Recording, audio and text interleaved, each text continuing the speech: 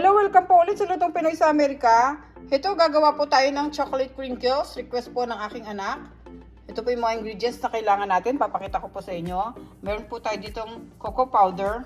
Ito po yung gamit ko, dark chocolate. Ang atin pong brown sugar, white sugar, vegetable oil, eggs, vanilla, baking powder, salt, all-purpose flour, at saka po yung ating powdered sugar. Paki-check na lang po sa description below lahat po ng mga ingredients at isusulat ko po lahat doon. At mag-start na po tayo. Ito po sa malinis na bowl, ilalagay ko po itong eggs. Meron ako ditong whisk. Tapos lalagay ko itong white sugar.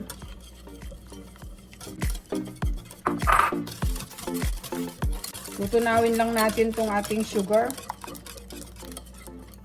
Itong brown sugar.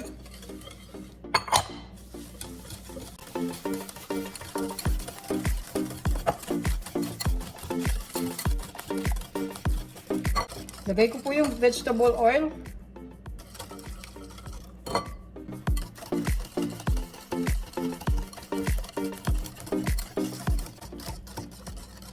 Ating cocoa powder.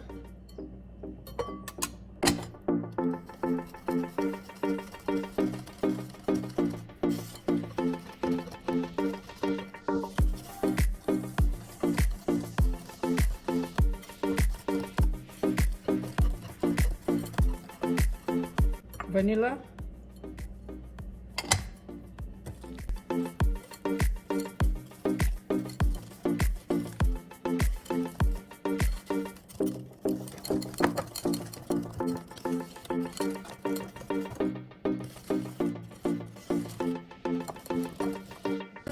At ngayon natunaw na natin yung ating sugar tsaka naihalo na natin yung ating chocolate. Mimix muna natin tong ating dry ingredients. Salt and baking powder.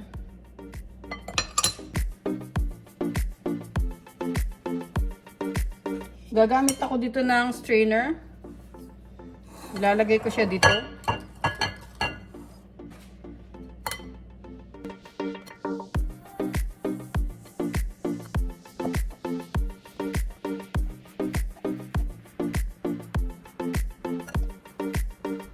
Kuha ko ng spatula. Mimix natin itong ating all-purpose flour dito sa ating chocolate mixture.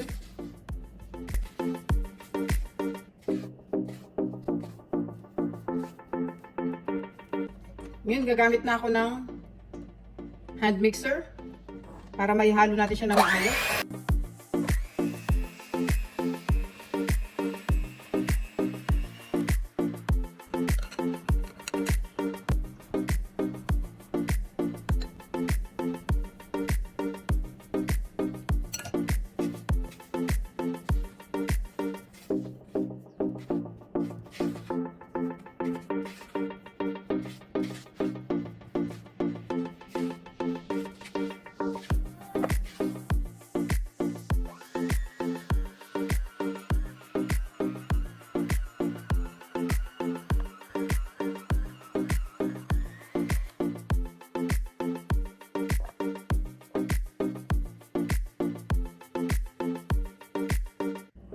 Ito na po yung ating mixture.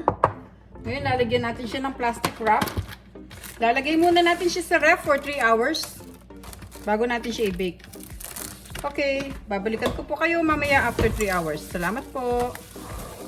After 3 hours, ito na yung chocolate mixture na ginawa natin kanina.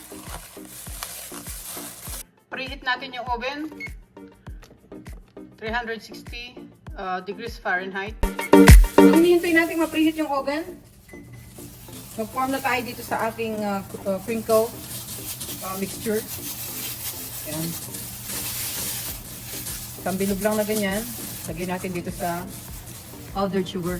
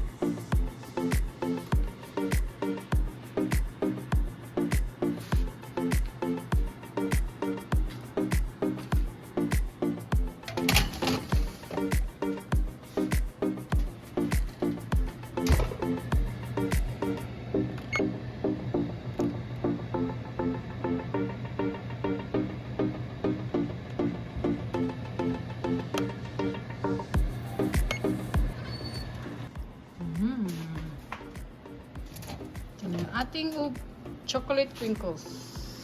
Okay guys, ito na po yung ating dark chocolate crinkles. Thank you so much po ulit for watching. Please don't forget to like, share, subscribe sa aming channel, Lutong Pinoy sa Amerika. Try nyo po ito, napakasarap po nito. Okay, thank you so much po and God bless. Ingat po tayong lahat.